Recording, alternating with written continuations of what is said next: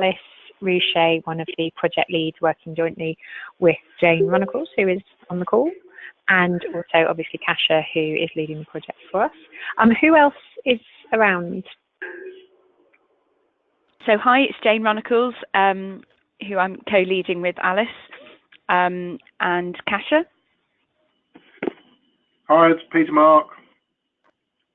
Hi, my name's Andy Fox. I'm presenting the stuff about medicines for children today. Brilliant, hi. Anybody else? Anna Rossiter's here as well, Project Coordinator for Medicines for Children. Brilliant. I expect that everyone will join in the next sort of 5-10 minutes, so there may be some more people coming in. Kasia, because I can't access the page, is it possible to put a little message up to people just to say to introduce themselves when they join in? Yes, sure. And also just to let everybody know, we have some callers who don't have mics, so they're sending messages that they're here but they can't introduce themselves. And we can see people joining in. So I suppose that yes, they will introduce themselves, and I'll put a message out. Brilliant. So, Kasia, if there's questions asked, can I ask that you raise them? Because I will continue to try and log in, but otherwise I'm not going to be able to see them. Sure, no problem. And then I will let you know if I have some success. You never know.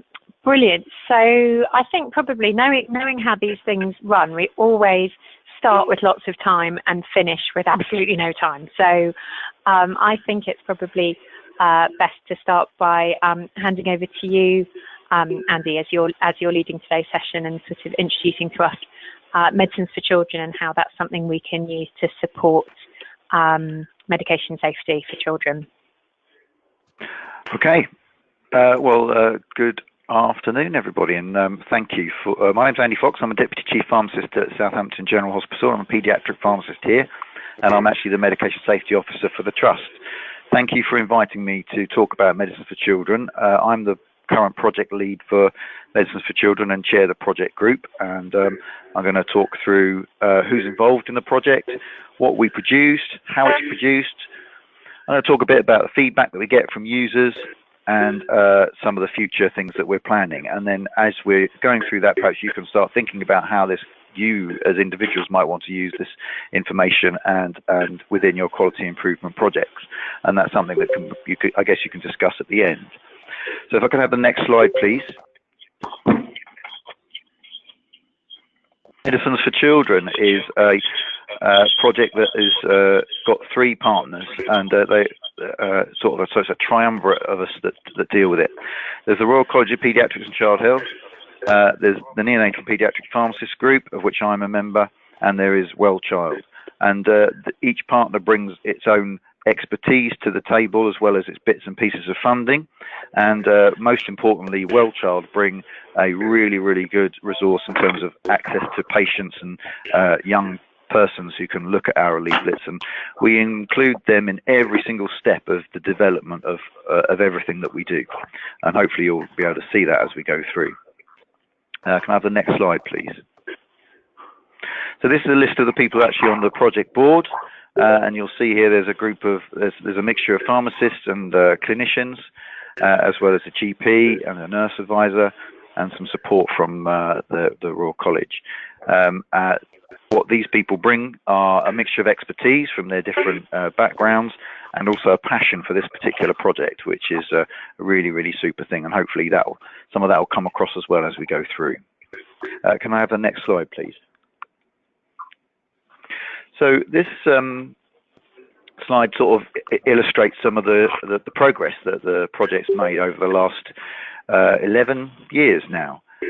So back in 2006, we surveyed some patients, and we identified a need for information specifically for parents and young people, and we launched a website in 2009 with our first 25 leaflets. we decided which drugs to use on the leaflets based on use of the BNF and which pages were accessed on the electronic BNF at the time. The BNF for children, that is, of course. We changed the website design in 2011, and then at that point we got accredited by the Information Standard, and I'll talk a little bit more about that.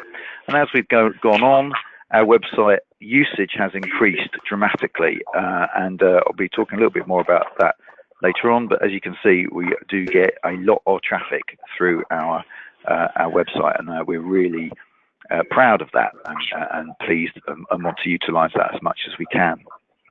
Can I have the next slide, please?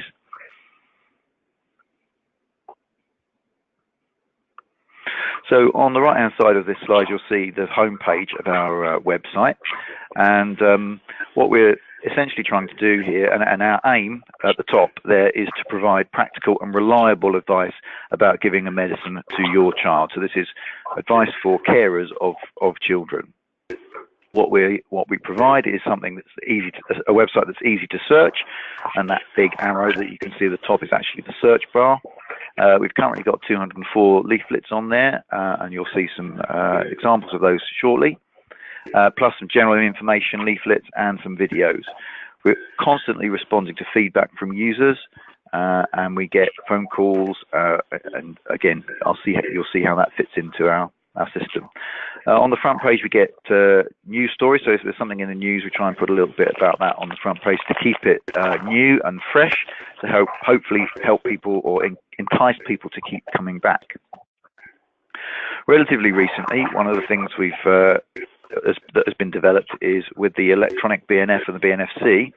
If you log into the BNF or BNFC, you'll notice that if there is a leaflet about if MFC have a leaflet, then there's a link within the BNF to our leaflet. So, for example, the Comoxiclav monograph in BNF has a link within that monograph that will take you directly to that specific leaflet. And we're really pleased to be working with the BNF on that sort of thing, and it helps to access our content. Generally, we're always trying to improve the website, and particularly trying to increase it in terms of interactivity, and we're planning more leaflets and videos in the future. So that leads into, I think, hopefully if it works, there's a little video from a parent about what she thinks and how she's utilised medicines for children. So we'll watch this for a few moments. And it's nice to have one place, you can go, find reliable, official accredited information. My experience is quite complicated. My healthcare anemia has complex needs and lots of medication. And for me, the important thing is to be organised. I use my fridge as a whiteboard, and I've got all my meds for the day written down. I didn't want to get all on, so I know I've got to check. For everybody, lots of children who aren't as comfortable or more.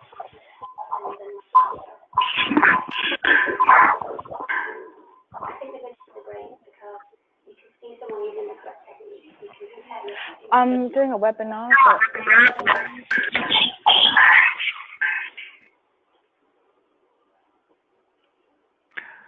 Okay, so I don't know how well that came across. It didn't particularly come well across on my screen, but hopefully you got a feel for what that lady was saying, and how important it is and how useful the resource is for her. Obviously, if you can access the website directly and go and listen to her if it didn't work too well. So if you search for a leaflet, this is the list that you'll get. So and as you can see, there's a whole range of drugs and specific conditions for those. So we'll have a look at one of the leaflets just to show you the kind of format that it is, which is on the next slide. This will be a screenshot of a midazolam leaflet, I hope. Yep, there you go. So what you can see here is a standardized layout for all our leaflets. There's a title at the top and a brief explanation of what the leaflet's about. Then there are standard titles and iconography used throughout the leaflet, and specific titles. So there's a section about the particular drug and how it comes. There's some practical advice about how you should give it, and particularly, what if my child is sick or what if I miss a dose.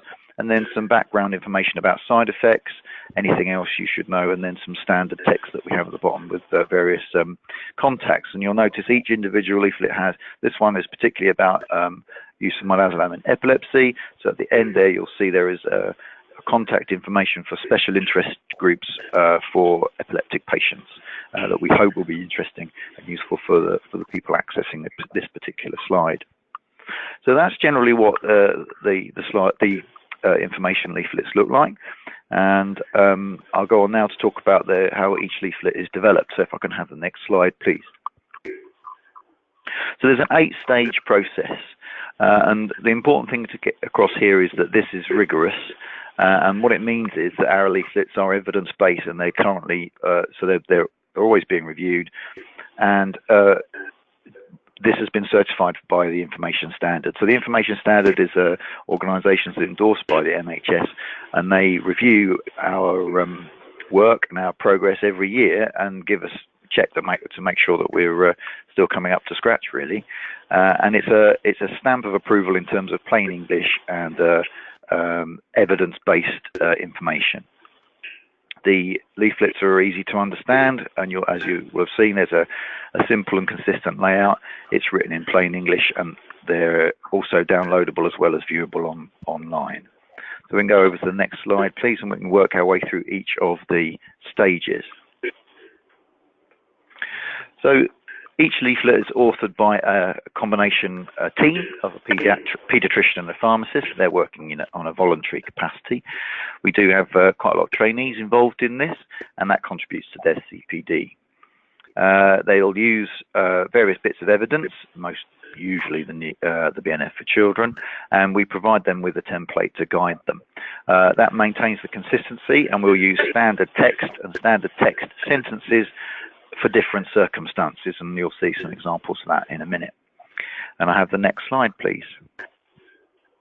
So once it's been authored, it gets edited for language, and we try and use plain English, and we have an editor that works with us, Heather, who's really excellent at getting things across in a particular way, and we particularly get rid of jargon. So you'll see there a particular example of jargon, reducing the amount of jargon that we use.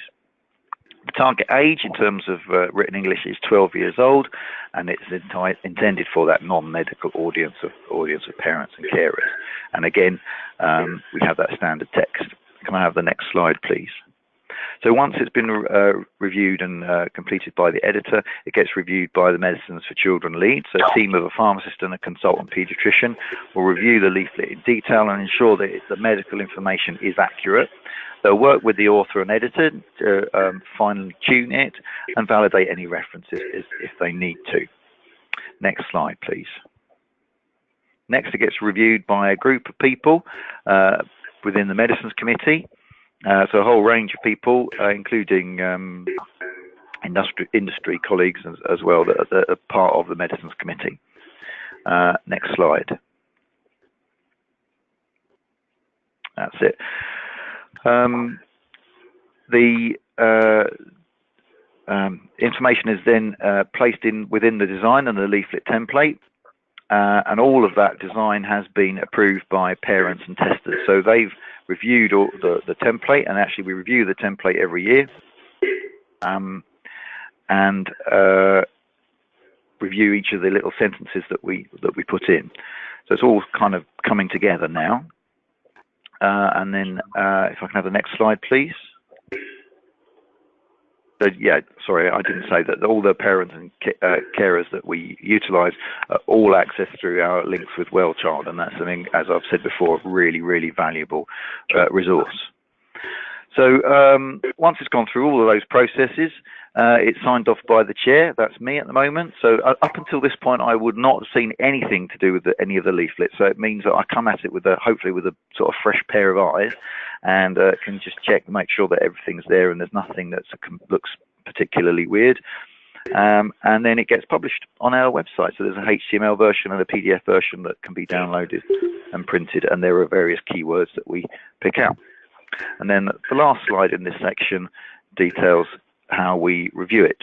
So there are two ways in which a leaflet can get reviewed. It's scheduled review every 3 years, or it can be unscheduled. So we may well get a change in evidence or a sudden alert, or we get feedback usually from healthcare professionals who've spotted something that they either don't agree with or something they think needs to be changed, change wording. We'll review that in the project group and decide whether or not to review it at that point and have an unscheduled review, which is what we did in the case of codeine, when all the guidance changed about the ages to whom that should be prescribed. Or we note the feedback and include it in the review when it comes around in 3 years or whenever that review is due. Okay, so that's the review process. Can I have the next slide, please? So here we've got some illustrations of some particular sentences that we use within the leaflets, and this again highlights the importance of including parents and in the design. Now, this particular question, "What if my child is sick?" open brackets, vomits, close brackets, is something that has our parents told us they wanted to know the answer to this question. So it was really important for us to get this into each of the leaflets. We did spend a lot of time trying to decide what the sentences should say, and essentially we do have two levels of certainly for oral medicines. We have if your child is sick less than 30 minutes. So we decided 30 minutes was a cut-off. We couldn't particularly find any evidence. It's very, very difficult to provide any specific details for every drug. We picked out about half a dozen drugs which we know have a very narrow therapeutic range or particularly toxic, and we changed that value to 15 minutes. There is also a key thing about if they keep being sick, not to give extra doses and to seek advice. So there is another safety netting element that comes after that. And obviously the advice changes depending on the formulation that's being used. So we've got, if it's a suppository, then there isn't necessarily the same advice doesn't necessarily apply. So that's that one. The next slide, please. I think this should be the bit about if we give too much. And again, this we have standard sentences depending on the severity of the likelihood of things being a problem. So if we know it's going to be particularly dangerous, in the case of fentanyl, then we would give the advice that you see here. But if it's less dangerous, for example, amoxicillin, then the advice that is given is slightly lower in sort of criticality. And as you read that, you can kind of see where we're going with that. And again, all of this wording has been seen by parents in advance, so they can see the way that we're looking at it, and gives the correct level of concern, gets the correct level of concern over to the parents. Can I have the next slide, please? And here's one about what if I forget to give. So again, this does kind of change, but generally speaking, change depending on the medicine. But generally speaking, we would say if you remember to give up to an hour, then you can give another dose, or if you remember next time. But essentially, never to give a double dose of anything. And so the advice here changes depending on the drug. So we've got a 1 hour version and we've got a 4 hour version. And that will also depend on the frequency of the usual frequency of administration. If there's a drug which can be given 2 or 3 or 4 times a day, then this advice will be based on each of those frequencies. So the parent will be able to see, oh, I give it for 3 times a day, so that's the advice that applies to me. Oh, I give it for four times a day, so there is advice for them for that particular frequency. So hopefully that makes sense, and you can see that it's a clear language that's hopefully easily understood. Okay, can I have the next slide, please? So on the right-hand side, you'll see some feedback that we've received from one of the mums, and it explains how useful the information has been. And this slide just again highlight the importance of the role of the well-child parents that we have involved in the project. They provide us with guidance on what information to include and how to phrase it. They have a panel and they check all website content, and there's regular sort of user testing. They help us with impact reviews, and we seek out regular feedback from them, and they provide us with suggestions for new leaflets. Can I have the next slide, please? I think we've got more feedback on here. My memory. Yeah. So we get feedback from various sources, parents, clinicians, and general feedback. So you can see that in terms of the parent feedback, we get good feedback about the YouTube videos, and particularly parents with looking after children with complex needs seem to be particularly happy with it. The clinicians also, we get some good feedback from clinicians, and there's some general feedback there.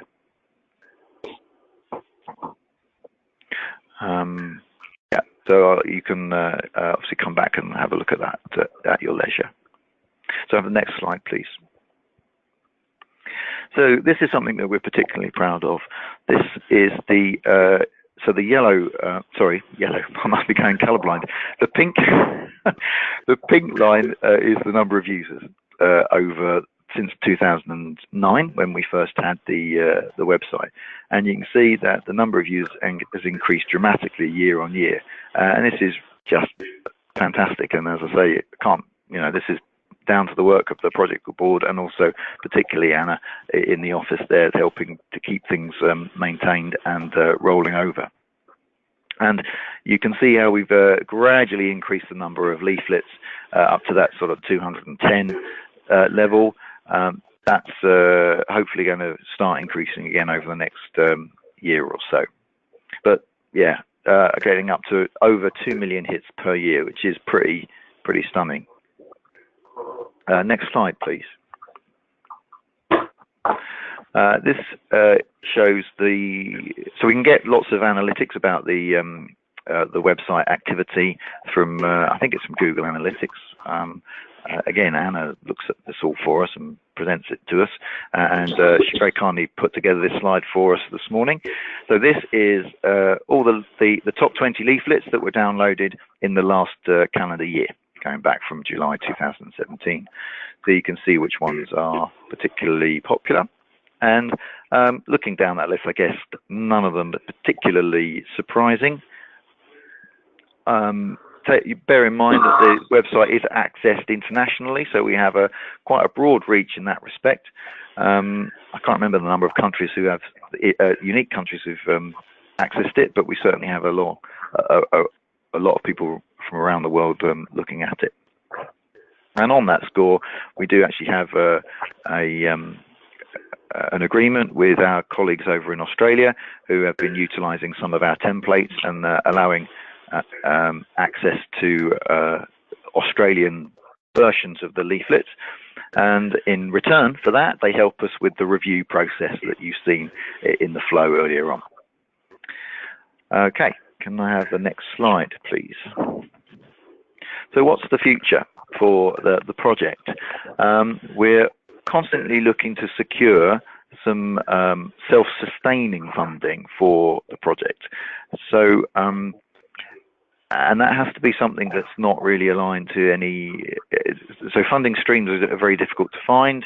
We have in the past spent quite a lot of time trying to do this, and that has sometimes impinged on our ability to keep the actual content going. But at the moment, it's going pretty well, and we're looking at with our partners, particularly with the Royal College and through WellChild for particular streams, and we're always open to suggestions from anybody about how we might work on the funding. We're intending to film more instructional videos, so in addition to the one you saw, we have some videos about how to take an oral medicine, how to give ear drops and eye drops and nose drops, so some real practical information about how to do it and the things to look out for. We want to increase the number of medicines on the site, which I've mentioned, and then start translating the leaflets into different languages. We already have a couple that have been done in, so we have a set that have been done into Scandinavian language. I think they've been done in Norwegian, so they're used in the Scandinavian area. And we have a particular disclaimer that works for those where we don't necessarily have to check the translation. We want to try and increase the interactivity of the website. So again, we're always open to ideas about that. and we're keen to develop medicine resources for children and young people, and particularly those with learning disabilities. So at the moment, this is really lots for parents, but gradually want to look for information for older children. And an example of that most recently is our Valparate leaflet. Most of you will be aware of the MHRA alert about Valparate and its use in young ladies who are pregnant or of childbearing age, and the warnings associated with that. And we have produced a child-friendly or young person-friendly version of the standard leaflets, that which is available on our website and has now been endorsed by the MHRA. So that's the way forward. And that, oh yes, there's another slide, isn't there? There it is. Thanks for listening. I hope that was informative and useful, and I hope you learned something new about the project, even if you've heard about it before. And I'm happy to answer any questions, and I hope Anna will as well, because she may well be able to help me out if you have any technical questions. Thanks very much. Brilliant. Thank you so much, Andy. I think that every time I sort of read about or see talks like this, I'm always reminded of just how amazing this resource is, and how I do feel that even with your amazing graph as how it's used, we could be using this so much more, I'm sure, in all of our clinical practice, and I very much hope that's something that will come out of today. So what I will do is open up now to the group. I'm aware there's a couple of people who don't have microphones, so do please type into the chat any questions you might have. But I will slightly unfairly give priority to those who do have microphones, because we can hear you more quickly. Does anybody have any questions or comments for Andy about? I'd like to speak, please. Yes, please. Yeah. So, first of all, I haven't actually seen it in any detail before. Can I congratulate you on it? I think it's a fantastic resource. Well done. Thank you. Can I actually ask, have you considered at all, sorry, I'm Peter Mark Fortune, I'm an intensivist based in Manchester. Have you actually considered, I totally see the role of where it is now, but have you considered extending it to drugs like perhaps some of the stuff we use on intensive care, or indeed to chemo, so that it's providing explanatory stuff sort of offline for parents to support hospital practice? We certainly have considered the chemotherapy bit particularly, and have tended to steer away from that, because there are the chemotherapy guys do have lots of leaflets already about their particular medicines in their particular conditions. Your point about the medicines that you might use on intensive care is a good one, and we've not really considered that. That would be a really interesting question to ask our. So I'm sure some of the parents that are involved have been in those positions, in the kind of positions that you're talking about, and it would be interesting to hear what information they would like. Because obviously, it's a bit of a difficult time for them. They need to be ready for that information to come at them amongst all the other stuff that's going on, I would imagine. And sometimes it might be good to have it as a leaflet rather than being told it and then it going in one ear and out the other, because you're thinking about your child in the bed. So that's a good point. So I'm also president of the Pediatric Intensive Care Society, and if you want to talk about it further and potentially work as a collaborative, us collaborating with help provide the material, I think I would easily generate an interested group of people. Okay, that's excellent. Yeah. So we'll take that. We'll discuss that at our next project group, Peter Mark, and then we'll come back to you. Okay. It's brilliant to see sort of connections building as we talk. And actually, interestingly, looking in our messages, there's a very similar question, which is kind of, I suppose, at the other end of the side of healthcare is there any link with some of the GP electronic systems, so perhaps System 1 and EMIS and some of the ones that they use, to see whether, because a lot of GPs work on quite automated systems, whether if you're prescribing a particular drug, the option to print out the leaflet or at least make the family aware might be there. Do you know if there's a collaboration with GPs? That is an excellent idea. So I have been involved. I've not been directly involved with GP systems, but I'm aware of them through my medication safety officer work, and I chair a local Hampshire group which has community pharmacies on it. So yeah, and actually, from my knowledge, there does seem to be a relatively few number of systems in use in GPs, rather than as opposed to hospital prescribing systems where there's about 7 or 8 different systems at least coming through the pipeline. So that in itself would make it slightly easier and potentially feasible. So that's an excellent idea, and we shall have a look at that. Thank you. Fantastic. So thank you. That message came from Eve. So thank you, Eve. Yeah. Anybody else want to add anything or any questions?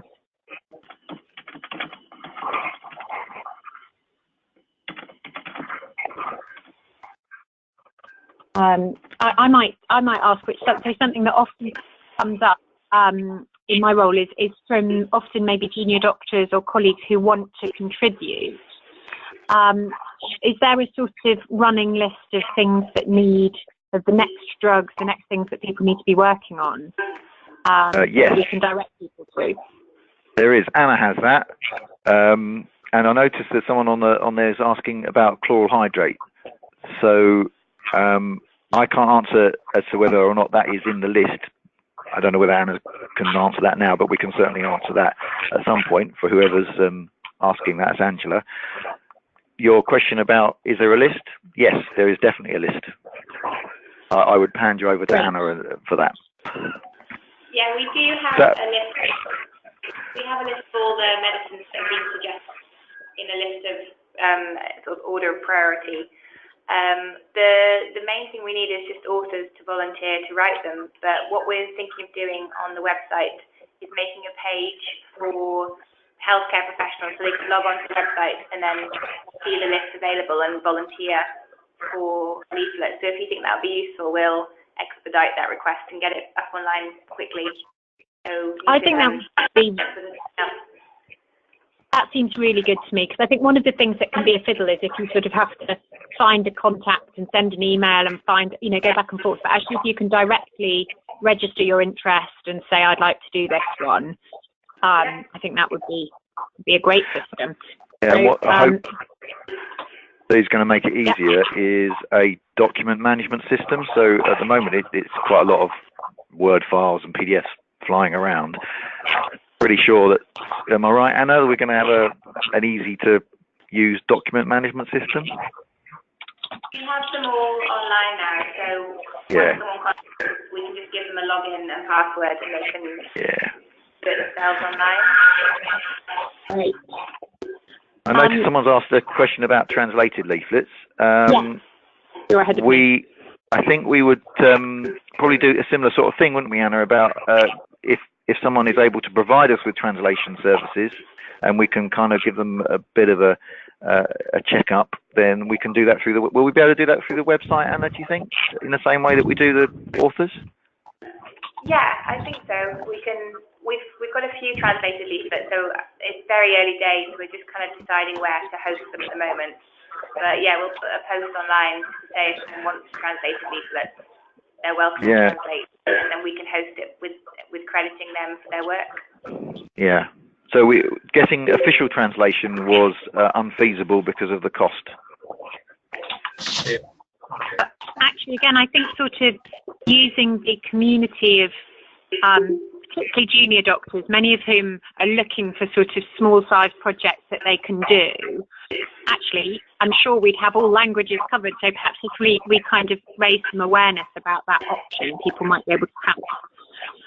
And so I suppose following on from that, looking at Angela's question about chloral hydrate, obviously that's quite specific, but more in general, if you notice an omission, if you think, oh gosh, this drug would be really useful, is there a sort of process by which you can suggest content? Yeah. There is, isn't there, Anna? Which you can do what with, sorry? You can suggest content. So there's an email link on the website. You can send in questions. Basically, there's a contact form. Yeah, and we get quite a few requests through there from parents, and doctors who are regularly prescribing a medicine and they need the information, so they can request online. But it's often a case of finding someone to do initially. That's the problem. I like the idea about the mils and milligram leaflet. Yeah. That's a good one. So that's Sumia. You fancy writing that for us, Sumia? We'll take it on board. That would be good. Thank you. Terrific. Oh, so there's a comment here which I think is also very fair from Oliver, saying, you know, is there a risk around, you know, translation, and does it need to be done officially rather than trusted doctors? Yeah. I suppose it's a quality control issue there, isn't there? There is, absolutely. I think we've just literally had about, so the Norwegian ones were done on a kind of an official basis. Anna will tell me we've had one or two kind of unofficial ones done, haven't we? And we will be debating this particular point at the next time we meet in October, I think, along with the legal team of the college. Or we'll at least be reviewing that. Yeah. But when we looked into the translation service, the official services, they were incredibly expensive. And we didn't have enough money to do it. Yeah, so we've had a couple done in Polish by an official accredited translation service, but the NHS, it was actually NHS in Fife, have paid for that themselves. So they're happy for us to host what they pay for on medicine for children to us from it. It was very much thanks to them for doing it. No, well, I think it's certainly. Oh, sorry, I didn't quite hear that.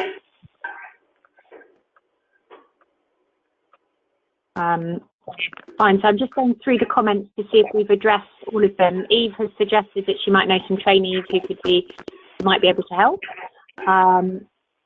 And yeah, any other comments?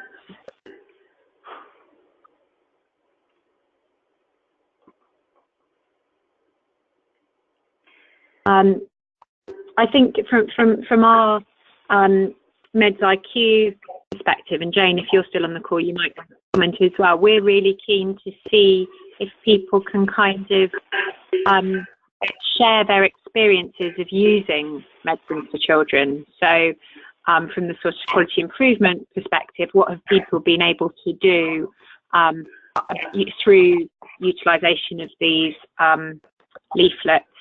I think I've now for about a year or so, all my clinic letters have the Medicines for Children website as part of the sort of footer of my letter, saying if you've got any questions about your medicines, go and look here. And I've had a couple of bits of feedback saying that's been useful. That's a good. Yeah, I like that. Great idea, actually. Yeah, I'll do that now. Speak to our secretaries about that. It's a brilliant idea. And yes, Alice, I agree. We'd love experiences to be shared on Meds IQ. As with any quality improvement work, please upload and encourage your colleagues to. And I certainly think it's a role for our champions to talk about medicines for children locally as a fantastic initiative. It might be a good way of you helping to spread the word about Meds IQ as well, as to perhaps do a little brief introductory talk about medicines for children locally to engage people. I don't know if you've got a few slides you could share, Andy, that people could use as champions. Or the ones you've seen today, we'd be happy to share for that. Fantastic. They're pretty straightforward. It's got everything you need on them. Brilliant. So perhaps any champions on the call, that's a suggestion. You could go away and perhaps engage your colleagues with that, with the slides, and to talk about Meds IQ as well. And I think that leads quite nicely. Are there any more questions before I move very slightly but relatedly onwards? Those slides available already? It's Oliver, I've joined in late. Oh, Oliver, I can't quite hear you. Oh, sorry. Are the slides available already? Sorry, I joined the call late, so I don't know if you've already said that. I think Kasia can probably circulate them. Yes. As ever, we will be publishing the recording from the call in the message bulletin next week. What I would suggest, based on the conversation we've had, is that we include the slides and also maybe for those champions that were interested in linking up with Medicines for Children. In that news item, I think it's probably the easiest way to get the information out to everyone. And the other thing that makes me think is that it would probably be, if it's not on your radar to do already, it's probably worth linking in with the College Trainees Committee again. And I wonder whether they might give you a short slot at their Trainees Committee just to kind of highlight this as such a brilliant opportunity for people to get involved and write content as well as using it for improvement work. So I'm going to, yeah, sorry? Yeah, sorry, just because a question just appeared about circulating an email among the trainees interested in being authors. So again, anybody who can support that, all the information will be published next week in the bulletin that will be circulated to all of you. So if you could then circulate the information among people that you think would be interested would be great.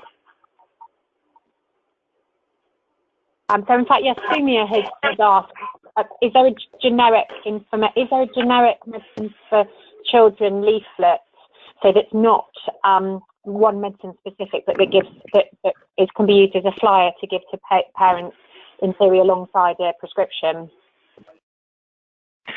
So there's no generic leaflet, but we do. I think they're on the website, and Anna can correct me. But we have got poster templates and a template for a card as well that you can put in TTOs. Have we got? Is that on the site? Or it's available, isn't it? We have some on the site, but not the actual card. But we can upload the card so people can print it. Yeah, so we've got some printed out, but we haven't got millions of them printed out. But we can make the template available for people to then print it out.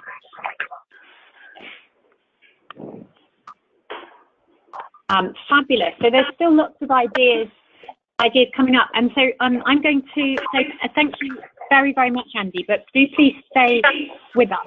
The next topic that I was going to talk about is kind of upcoming MedIQ news, and probably the most important thing to say to people is that we have in our diary now the 5th of December, which I'm pretty sure is a Tuesday, which is currently under construction, but will be an event, an all-day event with MedIQ and Medicines for Children working together, looking at co-production with families to find solutions to medication safety problems. We'll also be working with the Well Child group, who are very closely part of Medicines for Children as well. And so we are in the process of sort of designing what speakers and workshops we will have in that, but it will be very much around how we work with families to support them in providing safe medication for their children. So we would love it if you joined us at that, but also if I will open for a moment, if anybody has any ideas, wants to pitch any topics or thoughts for that event, do please speak now. It's the 5th of December. So we've talked through this across emails and things, I think, haven't we, Anna and Kasia? Yeah. I'm not sure that the guys at Well Child are fully up to speed with what's going on, so I urge you to contact them as early as possible about how this is going to work, please. Sure. If that's okay, please. Thank you. I think Kasia's on the case this week with all of that. Brilliant. I've had a chat with Well Child, and we need to do some planning, but they are keen to be involved. Yeah. I think certainly in our experience, a lot of the stuff we've done with Well Child, kind of the narratives and stories they're able to bring are really powerful and can help kind of bring people together to generate ideas. So that's an important date for your diary. Other things, I hope you all remain constantly up to speed with the new things going on MedIQ. I think one of our, I'm sure you're all saying yes. We have had some interesting new additions, including a very good Canadian patient safety thing where they worked with the family to design 5 questions for patients to ask their clinicians when being prescribed medicines. And they've used that and spread that very widely through Canada with great effect. And so we're very keen to kind of spread that as well. Again, it actually links very closely with the Medicines for Children work. So I would suggest that that people go and have a look at that. Were there any other things, Kasia, that you wanted me to cover in terms of our news and events, or Jane?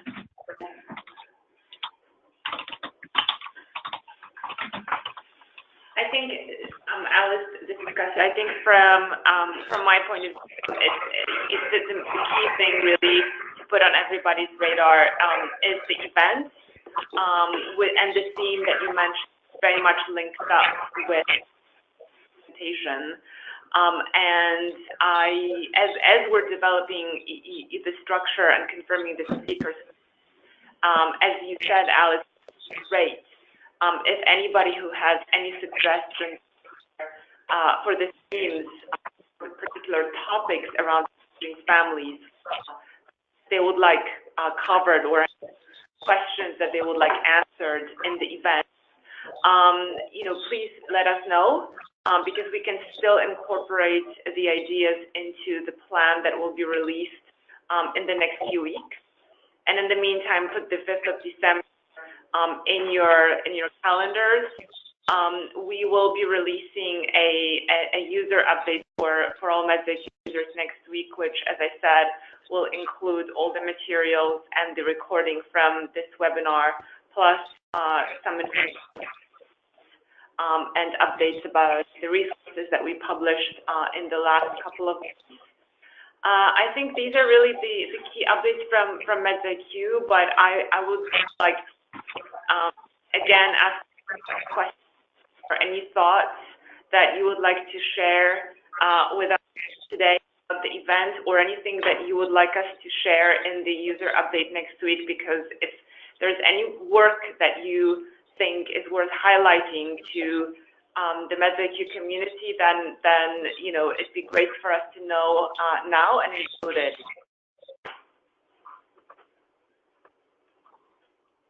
Yeah, so our final section is usually a sort of free-for-all, update us on what's new in your work, or anything you want to share for us. So go ahead.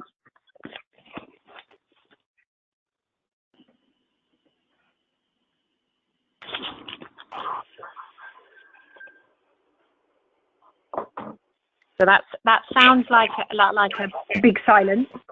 I'm just checking the comments to see if anybody's writing anything. There's certainly no obligation to update us with things. It's just if anybody has anything that they wanted to share, or any sort of medication safety related news. I shall give one more chance for people to speak up if they want to. Hello, it's Oliver. Sorry, hi Oliver. My microphone. You're very far away. Can I just ask oh, sorry. Can I ask a question of the group? We've always prided ourselves on being high reporters of all kinds of incidents, including medication.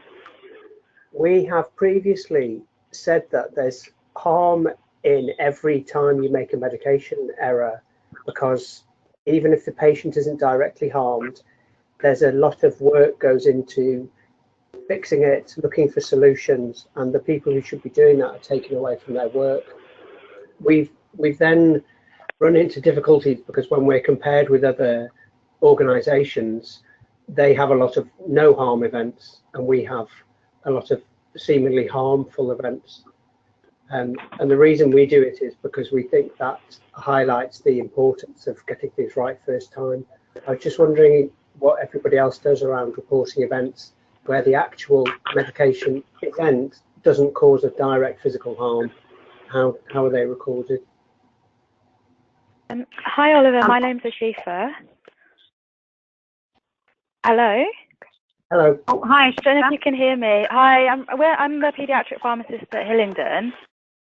So the way that we would record it is, so we would probably put it as no harm, assuming no harm came to the patient. But do you know Datex has the option to be able to then put sort of potential harm?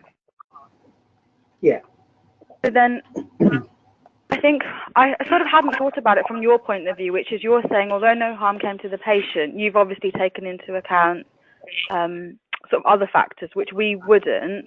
But then we would try to take those into account in the next section where you're able to say sort of potential harm and sort of the reoccurrence of that happening, and that I would try and factor it in that part of the error investigation. Yeah, so we do that, and we do use the near miss scoring. You'll be pleased to know we use the MERP so that we have a measure of the actual harm and can compare that between our different events. And it's just the thought of you take a nurse or a doctor away from the care they should be providing for that patient by fixing the problem. So it sounds like I don't think other people are reporting that, but I just wanted I don't. I guess because then that would flag up as harm, and I suppose, and rightly or wrongly, that would then trigger, I suppose, further investigation into things that maybe, you know how so obviously our errors are recorded against other hospitals, and I can see that you're saying that obviously yours then looks like it's worse than it actually is. Yeah. That's what the problem. That's exactly what the problem is. We then can't report them like that because we're then not. We can't compare with any other hospital. We get told off. Can I come in? Can I come in there, Oliver? So if you have genuinely got an incident that has caused no harm, do they get reported? Yeah. You do? Yeah. Okay. So you're concerned about the secondary harm that happens as a result of people having to deal with the primary incident and being taken away from dealing with other things. Yeah, so it's just about trying to find some way of recognizing that impact. Yeah, I don't know how to answer that. Actually, I'd happily have a chat to you outside of this, and I might be able to come up with something. But the other thing that we do here, and I think it's starting to happen on medicines optimization dashboards and things like that, is like a harm index where you take the number of medication incidents that you've had that have caused harm and divide that by the number of incidents, the total number of incidents that you've had. So you get like a ratio of incidents that have caused harm against all incidents. And the idea then is to get that ratio low. And you can get that low by having fewer incidents that cause harm or lots of incidents that have caused no harm or near misses. Yeah. So it kind of drives reporting in that way. Yeah. Okay, because that's good, because that's what we do is we have a very high reporting of no harm incidents. Okay, so you may want to use that as a way of benchmarking yourself against other departments or other hospitals, and that's quite a good thing. And if you talk to your local pharmacy team, they might already have seen that happening within the dashboards. Model hospital dashboard is the thing that comes up in. Right, that's good. It's a very interesting topic. I mean, I think always this sort of high reporters, you want to be a high reporter, but I've not come across I personally haven't come across the reporting of the sort of problem that an incident happened at all as harm. I would have thought in most of the places harm is defined quite specifically as something relating to the patient themselves. Yes. I mean, I think that's very interesting. I'm just looking. Eve has put a comment saying that she's looking at medication-related incidents reported in Yorkshire and says, and the Humber, and says that most trusts don't record them in the same way that you are. And I would say that I think the majority don't do what you're doing, which would explain why your numbers are how they are. But I think these issues about reporting and recording and being accurate are so important. And you know, we've had space for that on the MedIQ website again to look into it, because it's so much at the heart of being able to improve medication safety is knowing how badly we're doing in the first place, isn't it? So I think that's really interesting. So if you do discuss this offline, then please do update us if you come up with a solution. Fantastic. Okay. Well, it's brilliant. Yep.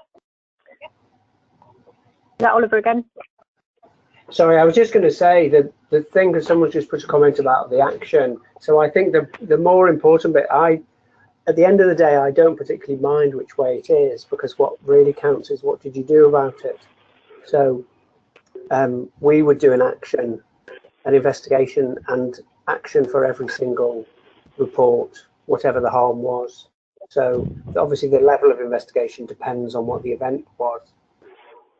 So I think that's why we have switched to not calling them harm, because it means we can benchmark, and it doesn't change the outcome in that we get our care improvement, whatever we call it.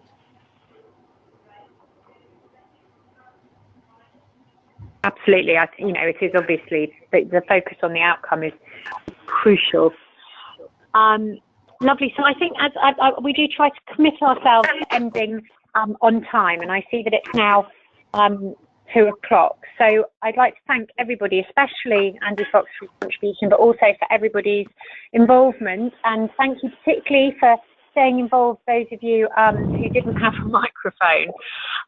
We do have all your comments, and so we can look back at those. But thank you very much for joining. We will, as Kasia said, circulate the outcome of this. There will be a recording of it and also the slides from Medicines for Children. And then we will arrange our next webinar in the next couple of months. Before we close, any pressing questions or any comments or thoughts? Fantastic. Well, thank you so much, all of you, for joining us. And we'll speak to you next time. Bye-bye. Thank you. Bye. Thank you.